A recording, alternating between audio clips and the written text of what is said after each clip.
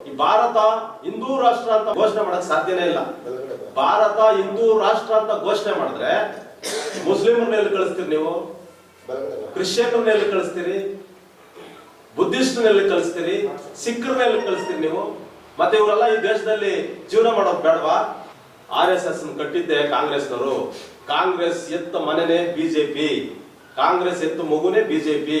BJP Congress ಎರಡೂ ಕೂಡ ಒಂದೇ ನಡೆದ ಎರಡು ಮುಖಗಳು. ಒಬ್ರು ಒದ್ದಂಗ್ ನಾಟಕ ಮಾಡ್ತಾರೆ, ಇನ್ನೊಬ್ರು ಹತ್ತಂಗ್ ನಾಟಕ ಮಾಡ್ತಾರೆ. ಯಾವುದೇ ಕಾರಣಕ್ಕೂ ನಾವು ಮೋಸ ಹೋಗ್ಬಾರ್ದು.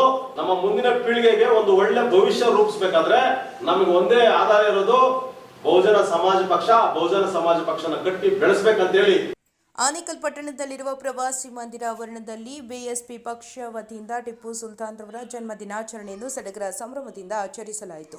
ಇನ್ನು ಇದೇ ಸಂದರ್ಭದಲ್ಲಿ ಬಿಎಸ್ಪಿ ಪಕ್ಷದ ಮುಖಂಡರು ಹಾಗೂ ಕಾರ್ಯಕರ್ತರು ದೀಪ ಬೆಳಗಿಸಿ ನಂತರ ಡಾಕ್ಟರ್ BR ಅಂಬೇಡ್ಕರ್ ಭಾವಚಿತ್ರಕ್ಕೆ ಹಾಗೂ ಟಿಪ್ಪು ಸುಲ್ತಾನ್ ರವರ ಭಾವಚಿತ್ರಕ್ಕೆ ಪುಷ್ಪ ನಮನ ಸಲ್ಲಿಸಿದರು. ಇನ್ನು ಈ ವೇಳೆ ಬಿಎಸ್ಪಿ ಪಕ್ಷದ ರಾಜ್ಯ ಸಂಯೋಜಕರಾದ KC ನಾಗರಾಜ್ ರವರು ಮಾತನಾಡಿ, ಟಿಪ್ಪು ಸುಲ್ತಾನ್ ರವರು ಹಿಂದೂ ವಿರೋಧಿ ಅಲ್ಲ, ಅವರು ಅನೇಕ ದೇವಾಲಯಗಳ ಅಭಿವೃದ್ಧಿಗೆ ದೇಣಿಗೆಯನ್ನು ಹಾಗೂ ಕಾಣಿಕೆಗಳನ್ನು ನೀಡಿದ್ದಾರೆ. ಜೊತೆಗೆ ಟಿಪ್ಪು ಸುಲ್ತಾನ್ ರವರು ರೈತರ ಬಡವರ ಬಗ್ಗೆ ಅತ್ಯಂತ ಕಳಕಳಿ ಹೊಂದಿದ್ದ ವ್ಯಕ್ತಿಯಾಗಿದ್ದಾರೆ ಎಂದರು. ಇನ್ನು ರಾಜ್ಯದಲ್ಲಿ ಪ್ರಥಮವಾಗಿ ರೇಷ್ಮೆಯನ್ನು ತಂದಿದ್ದೇ ಟಿಪ್ಪು ಸುಲ್ತಾನ್ರು ಹಾಗೂ KRS ಡ್ಯಾಂ ನಿರ್ಮಾಣಕ್ಕೆ ಯೋಜನೆ ರೂಪಿಸಿದವರು ಮೊದಲು ಟಿಪ್ಪು ಸುಲ್ತಾನ್ರು ಎಂಬುದನ್ನು ಜನತೆ ಮರೆಯಬಾರದು. ಜೊತೆಗೆ ಕೆಳ ವರ್ಗದ ಜನತೆಗೆ ಜಮೀನುಗಳನ್ನು ಕೊಟ್ಟಿದ್ದು ಟಿಪ್ಪು ಸುಲ್ತಾನ್ರು.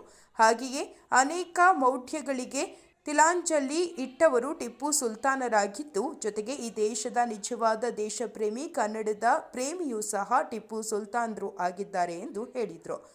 ಇನ್ನು ದೇಶದ ಎಲ್ಲ ವರ್ಗದ ಜನರಿಗೆ ಸಮಾನವಾದ ಸವಲತ್ತುಗಳು, ಹಕ್ಕುಗಳು ದೊರೆಯಬೇಕಾದರೆ ಅದು ಬಿಎಸ್ಪಿ ಪಕ್ಷ ಅಧಿಕಾರಕ್ಕೆ ಬಂದರೆ ಮಾತ್ರ ಸಾಧ್ಯ ಎಂಬುದನ್ನು ದೇಶದ ಜನತೆಗೆ ಅರ್ಥೈಸಿಕೊಂಡು ಬಿಎಸ್ಪಿ ಪಕ್ಷವನ್ನು ಬೆಂಬಲಿಸಿ ಎಂದು ಹೇಳಿದರು. ಇನ್ನು ಕಾರ್ಯಕ್ರಮದಲ್ಲಿ ಬಿಎಸ್ಪಿ ಪಕ್ಷದ ರಾಜ್ಯ ಉಸ್ತುವಾರಿಗಳಾದ ದಿನೇಶ್ ಗೌತಮ್, ಬಿಎಸ್ಪಿ ಪಕ್ಷದ Vasanth, CK Ramu, Srinivas, Nagaraj, Nanjappa, Balakrishna, Babu Shekhar, Yesu Suresh, Chambenahalli Yellappa, Mustaq, K Yellappa, Hompalaghatta Ravi, bullet Krishnappa, Anthony, Dinakar, Pramila, Manjamma ಮತ್ತು ಬಿಎಸ್ಪಿ ಪಕ್ಷದ ಕಾರ್ಯಕರ್ತರು ಭಾಗವಹಿಸಿದರು. इस देश में जन्मे सभी संतों, गुरुओं और महापुरुषों के साथ साथ भारतीय संविधान के रचयिता और नारी के मुक्तिदाता परम पूज्य बाबा साहब डॉक्टर भीमराव अम्बेडकर जी, बहुजन समाज को जगाने वाले वाम से DS कोर, BBF और बहुजन समाज पार्टी के संस्थापक मान्यवर साहब काशीराम जी के चरणों में कोटि कोटि नमन करते हुए दलितों, पिछड़ों, आदिवासियों एवं धार्मिक अल्पसंख्यकों के मान सम्मान और स्वाभिमान की प्रतीक हमारी रहबर, हमारी आदर्श नेता, सामाजिक परिवर्तन और आर्थिक मुक्ति आंदोलन की महानायिका, बहुजन समाज पार्टी की राष्ट्रीय अध्यक्ष, उत्तर प्रदेश में 4 बार बनी मुख्यमंत्री, पूर्व सांसद परम आदरणीय बहन कुमारी मायावती जी को अपना आदर्श नेता मानते हुए एवं उनके नीति निर्देशों में आस्था रखते हुए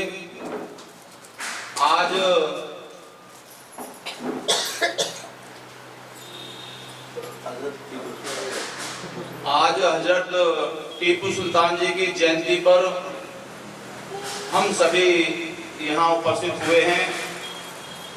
तो उनकी जयंती पर मैं भी हजरत टीपू सुल्तान जी को कोटि कोटि नमन करता हूँ। और इधर साथ में कर्नाटक प्रदेश में इधर जनरल सेक्रेटरी और जोनल इंचार्ज KC नागराज जी, इधर साउथ बेंगलोर के डिस्ट्रिक्ट प्रेसिडेंट श्रीनिवास जी, असेंबली कमेटी और हमारे सभी डिस्ट्रिक्ट कमेटी के सभी साथी, असेंबली कमेटी के सभी साथी, हमारी माताएं, बहनें, युवा साथियों, आप सभी को मेरा जय भीम। सम्मानित साथियों, जैसा कि आपको विदित है, आपको जानकारी है कि देश को आजाद हुए 78 साल हो चुके हैं, रिपब्लिक हुए 75 ईयर्स हो गए, 75 साल हो गए। देश आजाद हो गया, देश के लोग आजाद हो गए, लेकिन जो देश की जनता है वो दो वर्गों में बट गई। ಹಜರತ್ ಟಿಪ್ಪು ಸುಲ್ತಾನ್ ರವರ ಬಗ್ಗೆ ಒಂದು ಎರಡು ಮಾತುಗಳನ್ನು ಆಡಲೇಬೇಕು. ಯಾಕೆಂದ್ರೆ ಇವತ್ತು ಹಜರತ್ ಟಿಪ್ಪು ಸುಲ್ತಾನ್ ರವರು ಒಬ್ಬ ಮುಸ್ಲಿಂ ಸಮುದಾಯಕ್ಕೆ ಸೇರಿರ್ತಕ್ಕಂಥ ಒಂದು ವ್ಯಕ್ತಿ ಅಂತೇಳಿ ಕೆಲವು ಮನುವಾದಿಗಳು ರಾಜಕಾರಣಕ್ಕೋಸ್ಕರ, ಟಿಪ್ಪು ಸುಲ್ತಾನ್ ರವರು ಒಂದು ದೇಶ ಪ್ರೇಮಿ, ಹುಟ್ಟು ಹೋರಾಟಗಾರ, ಕನ್ನಡ ಪ್ರೇಮಿ, ಜಾತ್ಯತೀತ ಧರ್ಮಾತೀತ ಮನಸ್ಸು ಹೊಂದಿದ್ದಂಥ ಒಬ್ಬ ಮಹಾನ್ ರಾಜ ಅಂತೇಳಿ ಅವ್ರಿಗೂ ಗೊತ್ತಿದ್ರು ಕೂಡ ರಾಜಕಾರಣ ಮಾಡೋದಕ್ಕೆ ಅವರನ್ನ ಹಿಂದೂ ವಿರೋಧಿ, ದೇಶ ವಿರೋಧಿ ಅಂತೇಳಿ ಇವತ್ತು ಟಿಪ್ಪು ಸುಲ್ತಾನ್ ರವರನ್ನ ವಿಲನ್ ಮಾಡೋದಕ್ಕೆ ಹೊರಟಿರುವಂಥದ್ದು ಇದು ಒಂದು ರೀತಿ ದೇಶಕ್ಕೆ ಮಾಡಿದಂಥ ಅಪಮಾನ ಅಂತೇಳಿ ನಾನು ಹೇಳೋದಕ್ಕೆ ಬಯಸ್ತೇನೆ. ಟಿಪ್ಪು ಸುಲ್ತಾನ್ ರವರ ಕೊಡುಗೆ ಅಪಾರವಾಗಿರುವಂಥದ್ದು. ಟಿಪ್ಪು ಸುಲ್ತಾನ್ ರವರು ಒಂದು ಬಡವರ ಬಗ್ಗೆ, ನಿರ್ಗತಿಕರ ಬಗ್ಗೆ, ರೈತರ ಬಗ್ಗೆ ಅತ್ಯಂತ ಕಳಕಳಿ ಹೊಂದಿದ್ದಂಥ ವ್ಯಕ್ತಿ. ಅವರ ಒಂದು 18ನೇ ಶತಮಾನದ ಆ ಒಂದು ಕಾಲಘಟ್ಟದಲ್ಲಿ ಅವರ ತಂದೆ ಹೈದರ್ ಅಲಿ ಖಾನ್, ಅವರ ತಾಯಿ ಫಾತಿಮಾ ಏನು ಅವರ ಮಗನಾಗಿ 1750ರಲ್ಲಿ ಜನಿಸಿದಂಥ ಟಿಪ್ಪು ಸುಲ್ತಾನ್ ರವರು, ಅವರು ಬೆಳೀತಾನೆ ಅವರ ತಂದೆ ಹೈದರ್ ಅಲಿ ಜೊತೆಯಲ್ಲಿ ಯುದ್ಧದ ಒಂದು ನೇತೃತ್ವವನ್ನು ವಹಿಸಿ ಹಲವಾರು ಯುದ್ಧಗಳನ್ನು ಮಾಡಿ ಗೆದ್ದಂತ ಒಂದು ಕೆಚ್ಚೆದೆಯ ರಾಜ ಟಿಪ್ಪು ಸುಲ್ತಾನ್ ರವರು.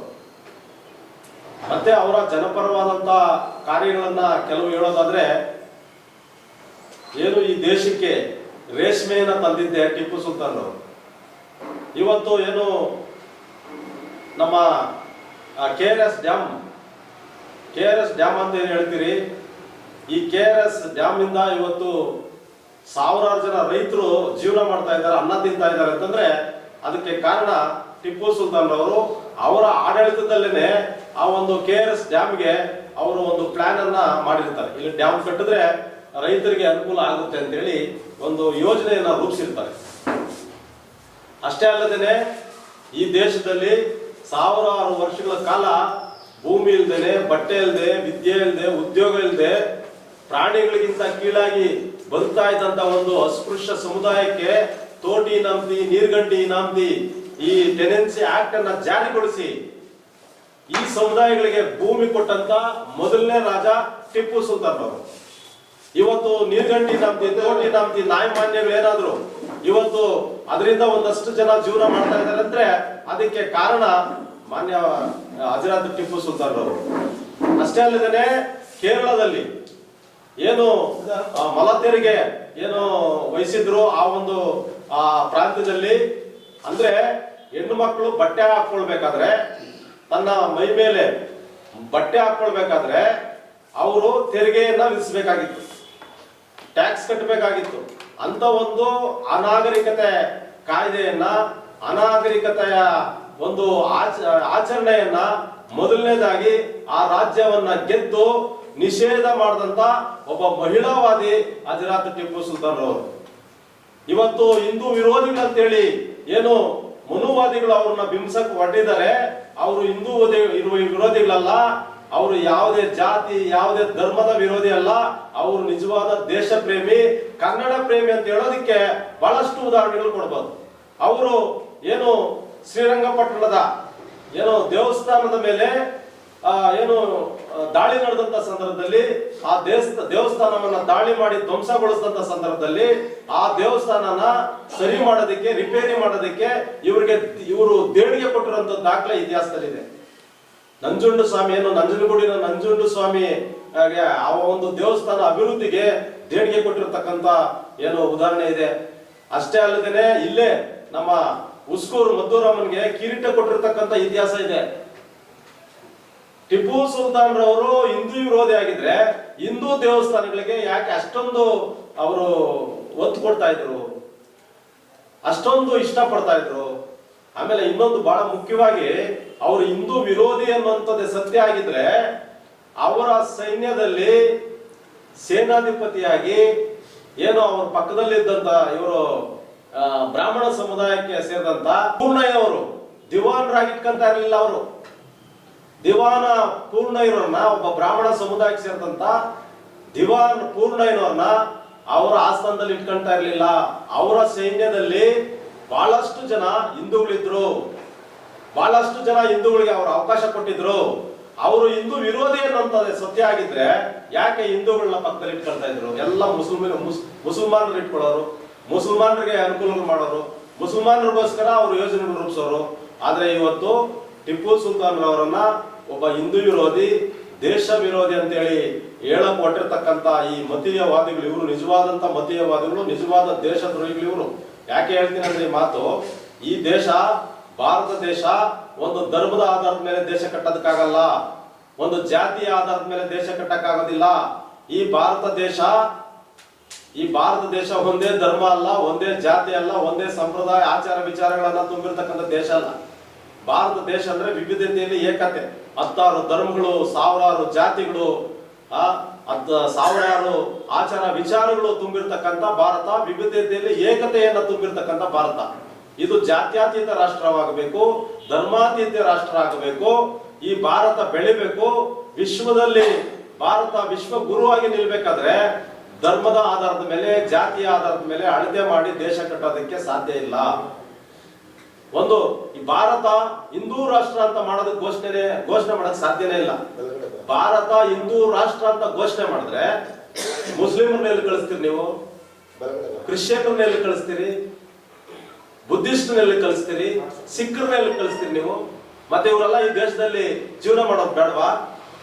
ಭಾರತ ಅಂತಂದ್ರೆ ಎಲ್ಲಾ ಧರ್ಮಗಳನ್ನ ಒಳಗೊಂಡಿರ್ತಕ್ಕಂಥ ಭಾರತದಲ್ಲಿರ್ತಕ್ಕಂಥ ನಿಜವಾದ ದೇಶ ಪ್ರೇಮಿ ಅನ್ನೋಂಥದ್ದೇ ಸತ್ಯ ಆದ್ರೆ ಆ ದೇಶ ಪ್ರೇಮ ಇರ್ತಕ್ಕಂಥ ವ್ಯಕ್ತಿ ಇಲ್ಲಿ ಇರ್ತಕ್ಕಂಥ 140 ಕೋಟಿ ಜನ, ಸಾವಿರಾರು ಜಾತಿಗಳು, 16 ಧರ್ಮಗಳಲ್ಲಿ ಹುಟ್ಟಿರ್ತಕ್ಕಂಥ ಜನ ಇದಾರಲ್ಲ, 140 ಕೋಟಿ ಜನ.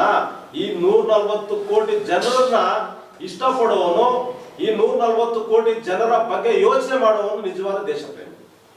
ದೇಶ ಪ್ರೇಮ ಅಂತಂದ್ರೆ ನಮ್ಮ ಬಾವುಟಕ್ಕೆ ಸೆಲ್ಯೂಟ್ ಹೊಡೆದಲ್ಲ, ನಮ್ಮ ಏನು ನ್ಯಾಷನಲ್ ಫ್ಲಾಗ್ ಅಂತ ಏನ್ ಹೇಳ್ತೀವಿ, ಈ ಫ್ಲಾಗ್ಗೆ ಸೆಲ್ಯೂಟ್ ಹೊಡೆಯುವಂಥದ್ದಲ್ಲ, ಅಥವಾ ಭೂಪಟ ಏನು ನಮ್ಮ ದೇಶದ ಒಂದು ಭೂಪಟ ಇದೆಯಲ್ಲ, ಇದು ಮಾತ್ರ ಭಾರತ ಅಲ್ಲ. ಈ ಭಾರತದಲ್ಲಿರ್ತಕ್ಕಂಥ ಮಣ್ಣು, ಕಲ್ಲು, ಗುಡ್ಡ, ಬೆಟ್ಟಗಳು ಮಾತ್ರ ಭಾರತ ಅಲ್ಲ. ಭಾರತ ದೇಶ ಪ್ರೇಮ ಅಂದ್ರೆ ಇಲ್ಲಿ ನಮ್ಮ ಆಂಧ್ರದ ಒಬ್ಬ ಕವಿ ಶ್ರೀ ಕವಿ ಹೇಳಿದ್ದಾರೆ, ದೇಶ ಮಂಟೆ ಮಟ್ಟು ಕಾದರೋಯ್, ದೇಶ ಮಂಟೆ ಜನಮರೋಯ್ ಅಂತ ಹೇಳಿದ್ದಾರೆ. ದೇಶ ಅಂದ್ರೆ ಜನ. ಈ ಜನರ ಬಗ್ಗೆ, ಜನರ ಅಭಿವೃದ್ಧಿ ಬಗ್ಗೆ, ಜನರ ಬದುಕುಗಳ ಬಗ್ಗೆ ಯಾರು ಯೋಚನೆ ಮಾಡ್ತಾರೆ ಅವರು ನಿಜವಾದ ದೇಶ ಪ್ರೇಮಿಗಳಾಗ್ತಾರೆ. ಇವತ್ತು ಏನು ಈ ಮನುವಾದಿಗಳಿದ್ದಾರೆ, ಸಂಪ್ರದಾಯವಾದಿಗಳಿದ್ದಾರೆ, ಇವರು ಧರ್ಮದ ಹೆಸರಲ್ಲಿ, ಜಾತಿಯ ಹೆಸರಲ್ಲಿ ಈ ದೇಶವನ್ನ ಒಡೆದಿರ್ತಕ್ಕಂಥದ್ದು ಇದು ಅತ್ಯಂತ ಅಪಾಯಕಾರಿ. ಇವತ್ತು ಮುಸಲ್ಮಾನರಲ್ಲೂ ಕೂಡ ದೇಶ ಪ್ರೇಮಿಗಳಿದ್ದಾರೆ ಅನ್ನೋದಕ್ಕೆ ಯಾಕೆ ನೀವು ಅಬ್ದುಲ್ ಕಲಾಂನ ಉದಾಹರಣೆ ತಗೋಬಾರ್ದು? ಟಿಪ್ಪು ಸುಲ್ತಾನ್ ಅವ್ರನ್ನ ಯಾಕೆ ಉದಾಹರಣೆ ತಗೋಬಾರ್ದು? ಇಂಥವ್ರು ಬಹಳಷ್ಟು ಜನ ಈ ದೇಶಕ್ಕೋಸ್ಕರ ಪ್ರಾಣ ಕೊಟ್ಟಿರ್ತಕ್ಕಂಥ, ಈ ದೇಶಕ್ಕೋಸ್ಕರ ಹೋರಾಡಿರ್ತಕ್ಕಂಥ ಇತಿಹಾಸ ಇದೆ. ಯಾಕೆಂದ್ರೆ ಟಿಪ್ಪು ಸುಲ್ತಾನ್ ರವರು ಕೊನೆಯವರೆಗೂ ಕೂಡ ತನ್ನ ದೇಶಕ್ಕೋಸ್ಕರ ಪ್ರಾಣ ಕೊಟ್ಟಿರ್ತಕ್ಕಂಥದ್ದು, ತನ್ನ ದೇಶಕ್ಕೋಸ್ಕರ 2 ಮಕ್ಕಳನ್ನ ಒತ್ತೆ ಇಟ್ಟಿರ್ತಕ್ಕಂಥ ಏಕೈಕ ವ್ಯಕ್ತಿ ಜಗತ್ತಲ್ಲಿ ಯಾರಾದ್ರೂ ಇದ್ದಾರೆ ಅಂದ್ರೆ ಅದು ಹಜರತ್ ಟಿಪ್ಪು ಸುಲ್ತಾನ್ ರವರು. ಅಂತ ಒಂದು ಮಹಾನ್ ವ್ಯಕ್ತಿಯನ್ನ ಇವತ್ತು ದೇಶ ವಿರೋಧಿ, ಹಿಂದೂ ವಿರೋಧಿ ಅಂತ ಹೇಳಿ ಏನು ಬಿಂಬಿಸಕ್ಕೆ ಕೊಟ್ಟಿರ್ತಕ್ಕಂಥದ್ದು ಇದು ಅತ್ಯಂತ ಖಂಡನೀಯ. ಬಹುಜನ ಸಮಾಜ ಪಕ್ಷ ಇದು ಬಹಳ ಉಗ್ರವಾಗಿ ಈ ಒಂದು ವಿಚಾರನ ಖಂಡನೆ ಮಾಡುತ್ತೆ. ಬಹುಜನ ಸಮಾಜ ಪಕ್ಷ ಎಲ್ಲಾ ಧರ್ಮ, ಎಲ್ಲಾ ಜಾತಿಯ ಪರವಾಗಿರ್ತಕ್ಕಂಥ ಪಕ್ಷ. ಬಾಬಾ ಸಾಹೇಬರ ಸಿದ್ಧಾಂತ ಅಂದ್ರೆ, ಬಾಬಾ ಸಾಹೇಬರ ಬರೆದಿರ್ತಕ್ಕಂಥ ಸಂವಿಧಾನ ಅಂತಂದ್ರೆ ಅದು ಎಲ್ಲರನ್ನೂ ರಕ್ಷಣೆ ಮಾಡುವಂತ, ಎಲ್ಲರ ಬಗ್ಗೆ ಯೋಚನೆ ಮಾಡುವಂತ, ಎಲ್ಲರಿಗೂ ಕೂಡ ಜೀವನವನ್ನ ಕಲ್ಪಿಸಿಕೊಡುವಂತ ಸಂವಿಧಾನ ಬಾಬಾ ಸಾಹೇಬ್ ಬರೆದಿರ್ತಕ್ಕಂಥ ಸಂವಿಧಾನ. ಈ ಸಂವಿಧಾನದ ಸಿದ್ಧಾಂತ ಜಾರಿ ಮಾಡುವುದೇ ನಮ್ಮ ಬಹುಜನ ಸಮಾಜ ಪಾರ್ಟಿಯ ಮೂಲ ಅಜೆಂಡಾ. ಇವತ್ತು ದೇಶದಲ್ಲಿರ್ತಕ್ಕಂಥ ಎಲ್ಲ 140 ಕೋಟಿ ಜನರು ಕೂಡ ಅವರೆಲ್ಲರೂ ಕೂಡ ಬದುಕುಗಳನ್ನ ಕಲ್ಪಿಸ್ಕೊಡ್ಬೇಕು, ಜೀವನಗಳನ್ನ ಕಲ್ಪಿಸ್ಕೊಡ್ಬೇಕು. ಅವರು ಕೂಡ ಸಮಾನತೆಯಿಂದ, ಗೌರವದಿಂದ, ಘನತೆಯಿಂದ ಬದುಕುವಂತ ಒಂದು ಅವಕಾಶ ಸೃಷ್ಟಿ ಮಾಡ್ಕೊಡ್ಬೇಕು ಅನ್ನುವಂಥದ್ದೇ ಸಂವಿಧಾನವಾದ, ಅದೇ ಬಹುಜನ ಸಮಾಜ ಪಕ್ಷದ ಮೂಲ ಉದ್ದೇಶ. ಹಾಗಾಗಿ ಇವತ್ತು ಏನು ನಾವು ಈ ಒಂದು ಕಾರ್ಯಕ್ರಮದ ಮುಖಾಂತರವಾಗಿ ಟಿಪ್ಪು ಸುಲ್ತಾನ್ ರವರ 275ನೇ ಜನ್ಮ ದಿನಾಚರಣೆ ಕಾರ್ಯಕ್ರಮದ ಪ್ರಯುಕ್ತವಾಗಿ ನಾವು ಕೊನೆಯದಾಗಿ ಹೇಳೋದಕ್ಕೆ ಬಯಸೋದೇನಂದ್ರೆ, ಟಿಪ್ಪು ಸುಲ್ತಾನ್ ರವರನ್ನ ಯಾರು ಏನೇ ಬಿಂಬಿಸಿದ್ರು ಕೂಡ, ಅಥವಾ ದೇಶ ವಿರೋಧಿ, ಹಿಂದೂ ವಿರೋಧಿ ಅಂತ ಹೇಳಿ ಬಿಂಬಿಸಿದ್ರು ಕೂಡ ನಿಜವಾದ ಇತಿಹಾಸವನ್ನ ನೀವು ಮುಚ್ಚೋದಕ್ಕೆ ಸಾಧ್ಯನೇ ಇಲ್ಲ. ಯಾಕಂದ್ರೆ ಹಿಂದೆ ನೀವು ಬಹಳಷ್ಟು ಜನ ದೇಶ ಪ್ರೇಮಿಗಳನ್ನ ಇತಿಹಾಸದಲ್ಲಿ ಮುಚ್ಚಾಕಿದ್ದೀರಿ. ಆದ್ರೆ ಇವತ್ತು ಎಲ್ಲರ ಕೈಗಳಲ್ಲೂ ಕೂಡ ಬುಕ್ ಇದೆ, ಪೆನ್ ಇದೆ, ಎಲ್ಲರಿಗೂ ಇವತ್ತು ಶಿಕ್ಷಣ ಸಿಗ್ತಾ ಇದೆ. ಸಂವಿಧಾನದ ಅನುಕೂಲದಿಂದ ಬಾಬಾ ಸಾಹೇಬರು ಬರೆದಿರ್ತಕ್ಕಂಥ ಸಂವಿಧಾನ ಜಾರಿಯಾದ ನಂತರ ಇವತ್ತು ಎಲ್ರಿಗೂ ಶಿಕ್ಷಣ ಸಿಗ್ತಾ ಇದೆ, ಎಲ್ರಿಗೂ ಉದ್ಯೋಗ ಸಿಗ್ತಾ ಇದೆ, ಎಲ್ಲರಿಗೂ ಕಾನೂನು ರಕ್ಷಣೆ ಸಿಗ್ತಾ ಇದೆ. ಎಲ್ಲರೂ ಈ ದೇಶದಲ್ಲಿ ಎಲ್ಲರೂ ಸಮಾನವಾಗಿ ಬದುಕುವಂತ ಒಂದು ಅವಕಾಶ ಸಂವಿಧಾನ ಕಲ್ಪಿಸಿಕೊಟ್ಟಿದೆ. ಈ ಸಂವಿಧಾನ ಕಲ್ಪಿಸಿಕೊಟ್ಟಿರ್ತಕ್ಕಂಥ ಏನು ಅವಕಾಶಗಳಿದೆ, ಈ ಅವಕಾಶಗಳಿಂದ ಇವತ್ತು ಈ ದೇಶದ ಶೋಷಿತರಾಗಿರ್ಬೋದು, ಅಲ್ಪಸಂಖ್ಯಾತರಾಗಿರ್ಬೋದು, ಇವರು OBCಗಳಾಗಿರ್ಬೋದು, ಇವರೆಲ್ಲರಿಗೂ ಕೂಡ ಇವತ್ತು ಅವಕಾಶಗಳು ಸಿಗ್ತಾ ಹಂತವಾಗಿ ಇವತ್ತು ಅಭಿವೃದ್ಧಿ ಆಗ್ತಾ ಇದ್ದಾರೆ. ಅದಕ್ಕೆ ಕಾರಣ ಮೂಲ ಬಾಬಾ ಸಾಹೇಬ್ ಬರೆದಿರ್ತಕ್ಕಂಥ ಸಂವಿಧಾನ. ಈ ಸಂವಿಧಾನ ಇರೋವರೆಗೂ ಈ ಮನುವಾದಿಗಳು, ಈ ಜಾತಿವಾದಿಗಳು, ಈ ಸಂಪ್ರದಾಯವಾದಿಗಳ ಆಟ ನಡೆಯೋದಿಲ್ಲ. ಹಜರತ್ ಟಿಪ್ಪು ಸುಲ್ತಾನ್ ರವರು ನಿಜವಾದ ದೇಶ ಪ್ರೇಮಿ ಅಂತ ಹೇಳೋದಿಕ್ಕೆ ಅಥವಾ ಕನ್ನಡ ಪ್ರೇಮಿ ಅಂತ ಹೇಳೋದಿಕ್ಕೆ ಕೂತ್ಕೊಂಡ್ರೆ ಒಂದು ದಿನಲ್ಲ ಹೇಳ್ಬೋದು. ಆದ್ರೆ ಇವತ್ತು ಟೈಮ್ ಸಾಕಾಗೋದಿಲ್ಲ. ಇವತ್ತು ನಮ್ಮ ಈ ಒಂದು ಬಹುಜನ ಸಮಾಜ ಪಕ್ಷಕ್ಕೆ ಬಹಳಷ್ಟು ಜನ ಅಲ್ಪಸಂಖ್ಯಾತರಿದ್ದಾರೆ, OBCಗಳಿದ್ದಾರೆ, ಶೋಷಿತ ಸಮುದಾಯದ ಎಲ್ಲಾ ವ್ಯಕ್ತಿಗಳು ಇವತ್ತು ಬಹುಜನ ಸಮಾಜ ಪಾರ್ಟಿಗೆ ಹಂತವಾಗಿ ಸೇರ್ಪಡೆ ಆಗ್ತಾ ಇದ್ದಾರೆ. ಇವತ್ತು ಆಲ್ಟರ್ನೇಟ್ ಇವತ್ತು ಈ ದೇಶಕ್ಕೆ, ಈ ದೇಶದ ಸಂವಿಧಾನವನ್ನ ಸಮರ್ಪಕವಾಗಿ ಜಾರಿ ಮಾಡೋದಕ್ಕೆ ಆಲ್ಟರ್ನೇಟ್ ಇರತಕ್ಕಂಥ ಪಕ್ಷ ಒಂದೇ ಪಕ್ಷ, ಅದು ಬಹುಜನ ಸಮಾಜ ಪಕ್ಷ. ಬಹುಜನ ಸಮಾಜ ಪಕ್ಷದಿಂದ ಈ ದೇಶದ ಸಂವಿಧಾನವನ್ನ ಕಾಪಾಡೋಕೆ ಸಾಧ್ಯ.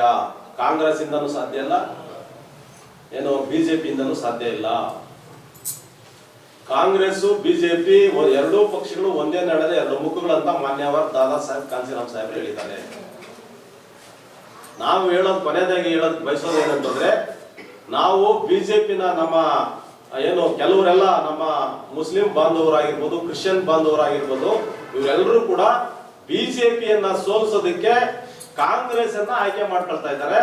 ಇದು ಬಿಜೆಪಿಗಿಂತ ಅತ್ಯಂತ ಅಪಾಯಕಾರಿಯಾಗಿರ್ತಕ್ಕಂಥ ಯೋಚನೆ ಅಂತೇಳಿ ನಾನು ಹೇಳೋದಕ್ಕೆ ಬಯಸ್ತೇನೆ. ಯಾಕೆಂದ್ರೆ ಅಲ್ಪಸಂಖ್ಯಾತರನ್ನ, ಶೋಷಿತರನ್ನ, ಬಡವರನ್ನ, ರೈತರನ್ನ, ಮಹಿಳೆಯರನ್ನ ಕಾಪಾಡುವಂತ ಪಕ್ಷ ಕಾಂಗ್ರೆಸ್ ಅಲ್ಲ, ಬಿಜೆಪಿ ಅಲ್ಲ, ಅದು ಬಹುಜನ ಸಮಾಜ ಪಕ್ಷ. ಬಹುಜನ ಸಮಾಜ ಪಕ್ಷ ಇವತ್ತು ಎಲ್ಲರ ಬಗ್ಗೆ ಯೋಚನೆ ಮಾಡ್ತಾ ಇದೆ. ಯಾಕೆ ಹೇಳ್ತೀನಿ ಅಂದ್ರೆ, ಇವತ್ತು ಈ ದೇಶದಲ್ಲಿ OBCಗಳಿಗೆ 27% ಮೀಸಲಾತಿ ಬರ್ಬೇಕಾದ್ರೆ ಈ ದೇಶದಲ್ಲಿ ಮೊದಲನೇದಾಗಿ ಧ್ವನಿ ಎತ್ತಿದ್ದು ಬಹುಜನ ಸಮಾಜ ಪಕ್ಷ. ಅದು ದಾದಾ ಸಾಹೇಬ್ ಮಾನ್ಯವರು ಕಾಂಚೀರಾಮ್ ಸಾಹೇಬ್. 92ರವರೆಗೂ OBCಗಳಿಗೆ ಮೀಸಲಾತಿ ಇರಲಿಲ್ಲ ಈ ದೇಶದಲ್ಲಿ. ಕಾಂಗ್ರೆಸ್ ಯಾಕೆ ಮಾಡಿಲ್ಲ, ಬಿಜೆಪಿ ಯಾಕೆ ಮಾಡಿಲ್ಲ? 27% ಮೀಸಲಾತಿ ಕೊಡ್ಬೇಕು ಅಂತ ಹೇಳಿ ಹೋರಾಟ ಮಾಡು, ಮಂಡಲ್ ಕಮಿಷನ್ ಜಾರಿ ಮಾಡಿ, ಇಲ್ಲವೇ ಕುರ್ಚಿ ಖಾಲಿ ಮಾಡಿ ಅಂತ ಹೇಳಿ ಮೊದಲನೇದಾಗಿ ಧ್ವನಿ ಎತ್ತಿ OBCಗೂ ಕೂಡ ಮೀಸಲಾತಿ ಕೊಡ್ಬೇಕಂತ ಹೇಳಿ ಹೋರಾಟ ಮಾಡಿದ್ದು ಬಹುಜನ ಸಮಾಜ ಪಕ್ಷ. ಇವತ್ತು ನಾವು ಯೋಚನೆ ಮಾಡಬೇಕು ಸೂಕ್ಷ್ಮವಾಗಿ. ಇವತ್ತು OBCಗಳಿಗೆ ಕೆಲವು ಏನು ಹಿಂದೆ ಮನು ಸಂವಿಧಾನ ಇದ್ದಂತ ಕಾಲದಲ್ಲಿ OBCಗಳಿಗೆ ವೋಟ್ ಅನ್ನುವಂತ ಹಕ್ಕಿರ್ಲಿಲ್ಲ, ಶಿಕ್ಷಣ ಪಡೆಯುವಂತ ಹಕ್ಕಿರ್ಲಿಲ್ಲ, ಆಸ್ತಿ ಮಾಡುವಂತ ಹಕ್ಕಿರ್ಲಿಲ್ಲ. ಯಾವುದೇ ರೀತಿ ಗೌರವ ಘನತೆಯಿಂದ ಈ ದೇಶ ನಂದು ಆದ್ರೂ ಕೂಡ, ಈ ದೇಶದ ಮೂಲ ನಿವಾಸಿ ನಾನಾದ್ರೂ ಕೂಡ ಈ ದೇಶದಲ್ಲಿ ಸ್ವಾಭಿಮಾನವಾಗಿ ಗೌರವದಿಂದ ಬದುಕುವಂತ ಒಂದು ಹಕ್ಕಿರ್ಲಿಲ್ಲ. ಈ ಒಂದು ಹಕ್ಕು ಕೊಟ್ಟಿದ್ದು ಮನು ಸಂವಿಧಾನ ಅಲ್ಲ, ಅಥವಾ ಕಾಂಗ್ರೆಸ್ ಬಿಜೆಪಿ ಕಟ್ಟಿರ್ತಕ್ಕಂತ ಏನು ಮನುವಾದಿಗಳಲ್ಲ, ಅಥವಾ ಕಾಂಗ್ರೆಸ್ ಬಿಜೆಪಿ ಅಲ್ಲ ಕೊಟ್ಟಿದ್ದು. ಯಾರಿಗೆ?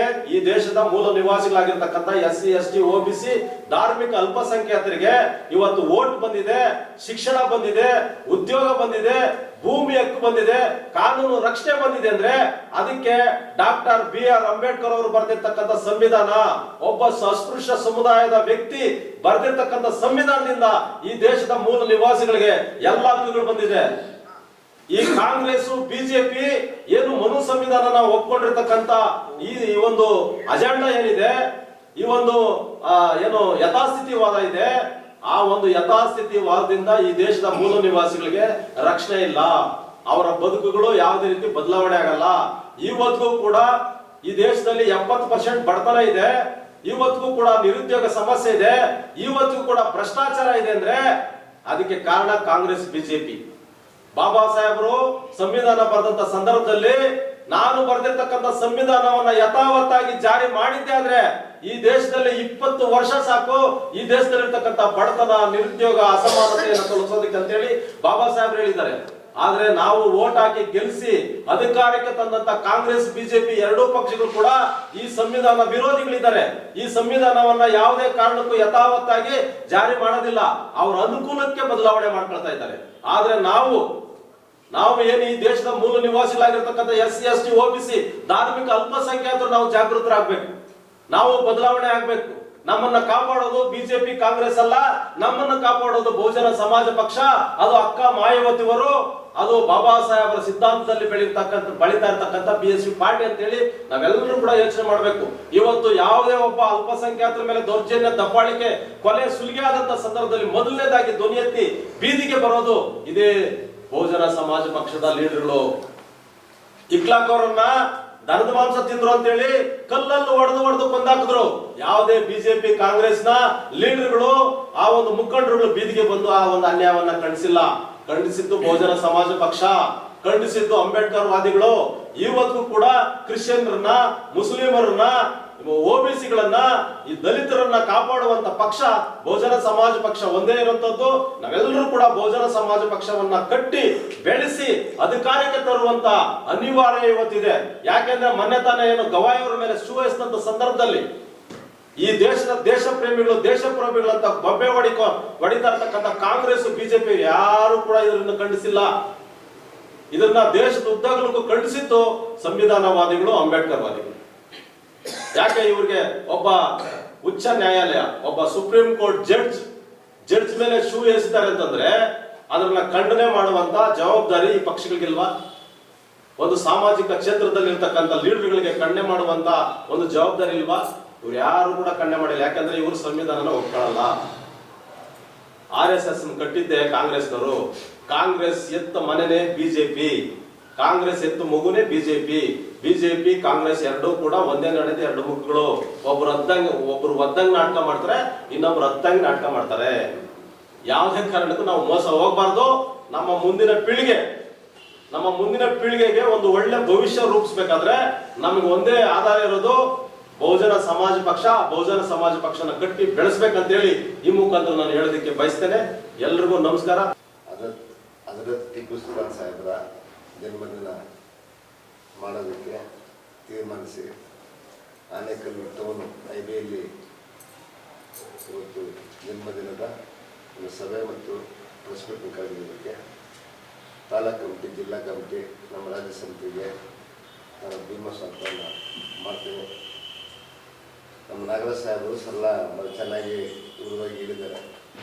ಸುಲ್ತಾನ್ ಸಾಹೇಬ್ರ ಬಗ್ಗೆನೇ ಹೇಳಿದ್ದಾರೆ ಮತ್ತು ಇತ್ತೀಚಿನ ದಿನಗಳಲ್ಲಿ ರಾಜಕೀಯ ಬಗ್ಗೆ ಹೇಳಿದ್ದಾರೆ. ಕಾನೂನು ಮತ್ತು ಮನೋವಾದಿಗಳು, ತಂತ್ರ ಮಂತ್ರ, ಕುತಂತ್ರ ಇದೆಲ್ಲ ಏನು ನಡೀತಾ ಇದೆ ದೇಶದಲ್ಲಿ ಮೊದಲಿಂದನೂ ನಡೀತಾ ಇದೆ ಅಂತ ಹೇಳಿದ್ದಾರೆ. ಇವತ್ತು ಒಬ್ಬ ಈ ನಾಡಿನ ಮಗ ಹಜರತ್ ಟಿಪ್ಪು ಸುಲ್ತಾನ್ ಸಾಹೇಬರು ಹುಟ್ಟಿದಂಥ ದಿನ. ಇನ್ನೊಂದು ಕಳ್ಕೊಂಡಿದ್ದೀವಿ, ಈ ನಾಡಿನ ಬಡ ಕುಟುಂಬದಲ್ಲಿ ಹುಟ್ಟಿದಂಥ ಹೆಣ್ಮಗಳು ಸಾಲುಮರಗಳ ತಿಮ್ಮಕ್ಕವರು ಈ ರಾಜ್ಯವನ್ನು ಬಿಟ್ಟು ಗಿಡ ಮರ ಬೆಳೆಸಿ ಪರಿಸರ ಪ್ರೇಮಿ ಈ ರಾಜ್ಯದ ಹೆಣ್ಮಗಳು ತೀರ್ಕೊಂಡು ಅಗಲಿದ್ದಾರೆ. ಈ ಸಭೆಯಲ್ಲಿ ನಾನು ಅವರ ಕುಟುಂಬಕ್ಕೆ ಅಂತ ಇನ್ನೂ 100 ಹೆಣ್ಮಕ್ಳು ಹುಟ್ಟಲಿ, ಈ ರಾಜ್ಯದ ಅಭಿವೃದ್ಧಿಗೆ ಮರ ಗಿಡ ಬೆಟ್ಟ ಗುಡ್ಡ ನೀರು ಒಳ್ಳೆ ಸಮೃದ್ಧಿಯನ್ನು ಬೆಳೆಸಲಿ, 100 ಹೆಣ್ಮಕ್ಳು ಹುಟ್ಟಲಿ ಅಂತ ಹೇಳ್ತಾ